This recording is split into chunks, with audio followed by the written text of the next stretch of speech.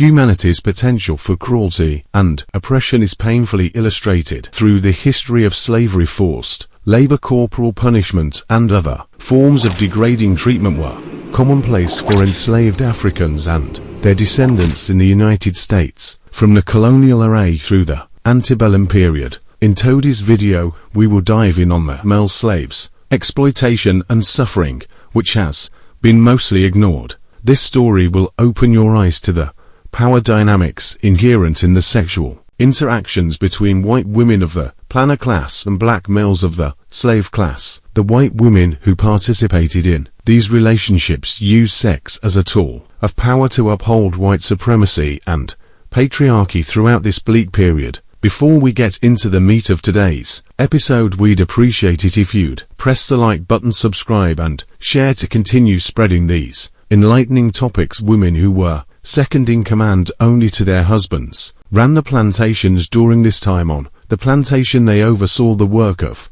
every slave. They were very powerful and they utilized it to their advantage by abusing their slaves. Exploitation of slave sexuality was an accepted practice, and slaves' private parts were often utilized to satisfy the passion of plantation masters. Slaves, especially women, would be beaten for the smallest infractions and made to stand in the hot sun 4 hours at a time. Harriet Jacobs, the author of Incidents in the Life of a Slave Girl, was a former slave who experienced life on the plantations and wrote about her experience. Sciences in her autobiography. The slave girl is brought up in an unsafe and sexually permissive environment. Her education comes from the gnashing of her master's teeth and the vile babble of his sons. The only his sons, the overseer, or possibly all of them, begin to bribe her with cheap gifts when she is 14 or 15.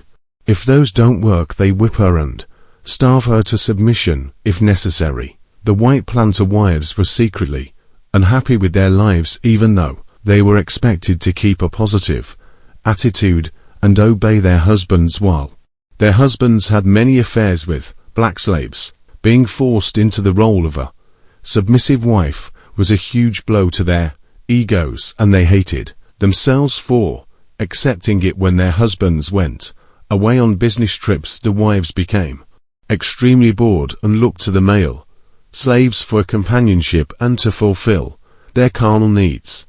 Housewives typically marry young, about 15 or 16, and spend their lives feeling isolated and unhappy within their homes.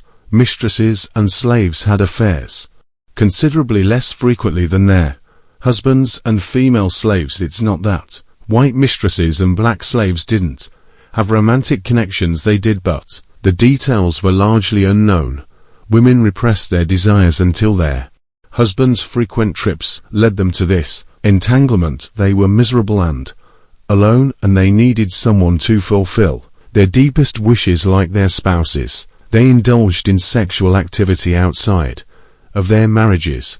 Having children of mixed race was one of the major risks associated with white planters' wives getting intimate with black slaves. Methods of birth control did exist at that time, however they were not widely used. To avoid having children, people used condoms made from oiled silk and rubber and other forms of birth control. Her account shows that abusive, intimate exploitation of black slaves was common. Some mistresses decided to exploit their slaves in this way out of boredom, while others did so because they were fed up with their husbands' domineering personality. So they did with slaves what they could not do anywhere else because they lacked authority in other areas. They rationalized their pursuit of low passions as a means of making up for their shortcomings, and intersectional analysis helps us understand how people can hold low status in one social arena while holding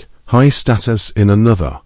This draws our attention to the ways in which multiple and sometimes conflicting sources of oppression and power are intertwined. It was common for mistresses to coerce their black slaves into sexual activity. Captain Richard Hinton said, "I have never found a black slave whose confidence I have won who has not told me of instances where he has been compelled, either by his mistress or by white women, of the same class to have a carnal knowledge of them. Harriet Jacobs also discussed the mistress's use of the black slave as vulnerability for sexual gin. They are aware that their father has absolute control over the slave woman, and in some situations even the male slaves under their care. I'd personally witness it, the household's patriarch hiding his face in shame because his daughter had chosen the most vicious slave on the estate to father her first offspring.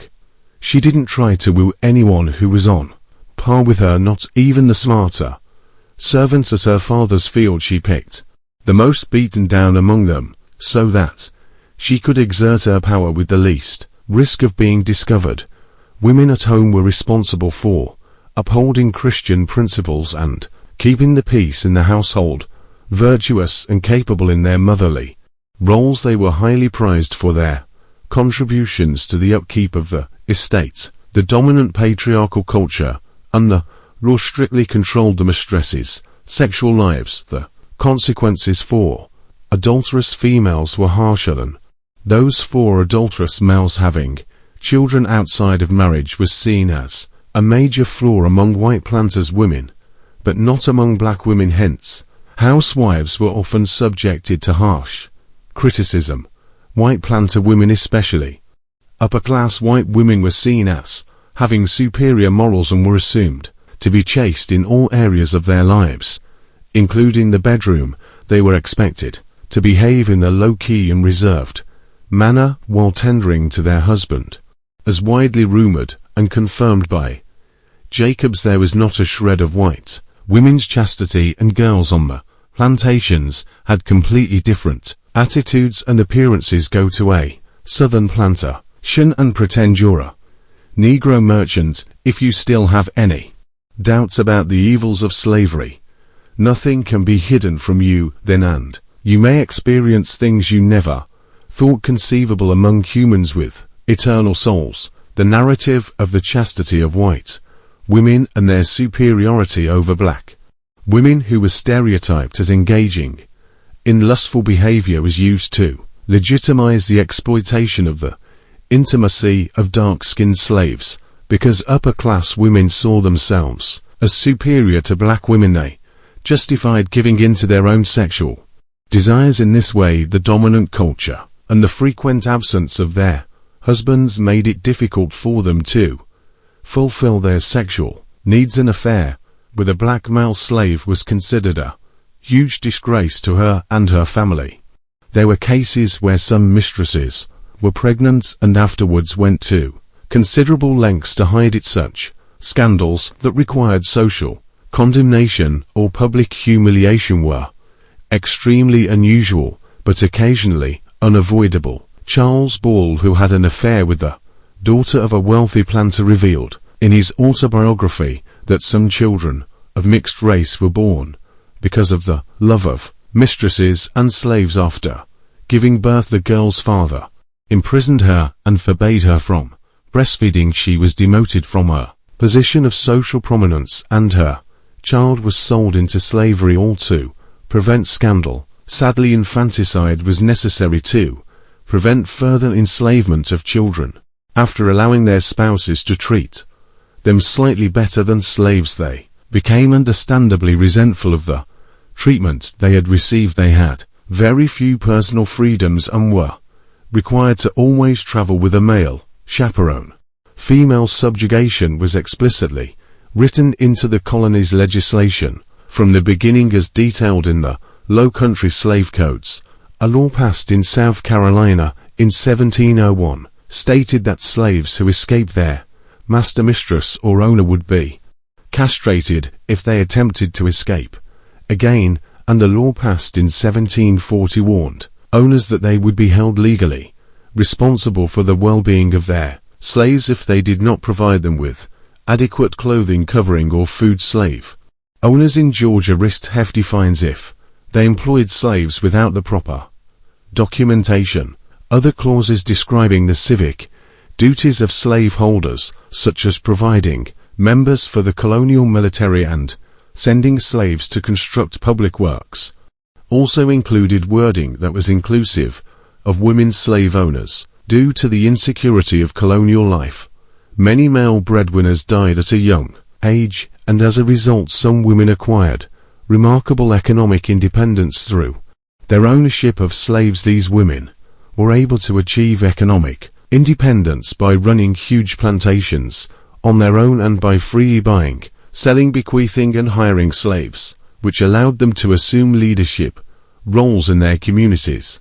Knowing that the Southern patriarchy was antagonistic to women's independence, these slave-holding single women safeguarded their privilege by perpetuating the same racist structures that gave rise to slavery in the South. Music.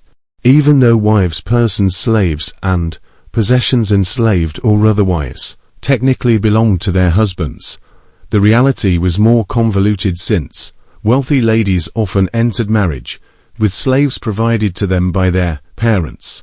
Former slave Silas Glenn recalled that his mistress was kind to the slaves who had come to her through her father, but cruel to those who had come through her husband. Many wives of slaveholders rejected their husbands' efforts to control, discipline, or sell their slaves. When it came to their marriages, white women who had been raised to command slaves felt confident expressing the autonomy that came with their newfound awareness of themselves as slaveholders. Some were shrewd business women, true market mistresses. Mrs. Annie Poor, for example, sold slaves for high prices after teaching them to cook and build.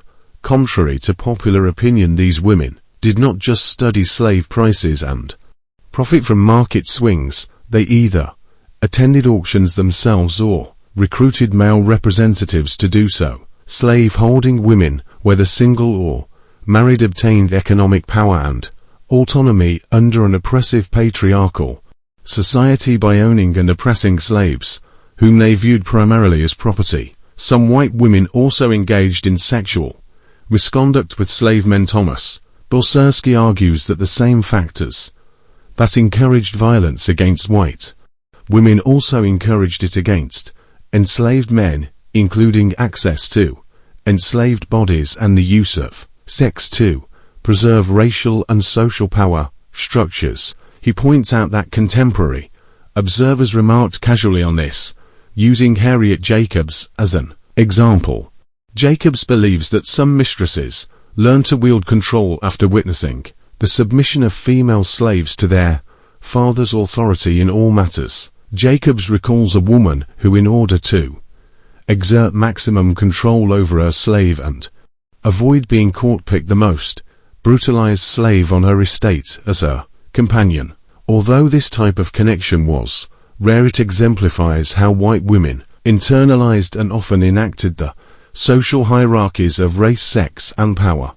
The statement sexualized abuse did not always involve rape is accurate. Morgan notes that in the South, where some slaves were required to wear only the barest minimum of clothing, even routine interactions took on an oddly sexual overturn. The exposure of black male bodies in the presence of upper-class white women shocked Northern observers like William Harding. Harding said he saw enslaved men wearing only a loose shirt descending halfway down their thighs, waiting on ladies who did not appear to be embarrassed by the sight. Mistresses also violated their slaves' privacy by beating them while they were naked, or by demanding massages or other private administrations. It appears that some white women, like their male counterparts, were aware of and exploited social preconceptions linking blackness with sexual aggression in order to ensure their silence after the fact. Collectively, these incidents show how white women acquired transgressive power by dominating and violating the bodies of slaves in a system that denied them sexual agency. Exploring how white women abused black male slaves sheds light on a disturbing aspect of history that has been mostly ignored or covered up. Facing this truth head-on forces us to question accepted explanations for slavery and helps us grasp the nuanced power dynamics at play. Recognizing these wrongs done in the past is crucial to creating a more equitable and inclusive future. Leave your thoughts in the comments and Stay tuned for more in-depth historical events. Please show your support by liking and subscribing. Also share too. Spread the word to people around you. Our story must not be forgotten. Thanks for watching. We'll see you all in our next video.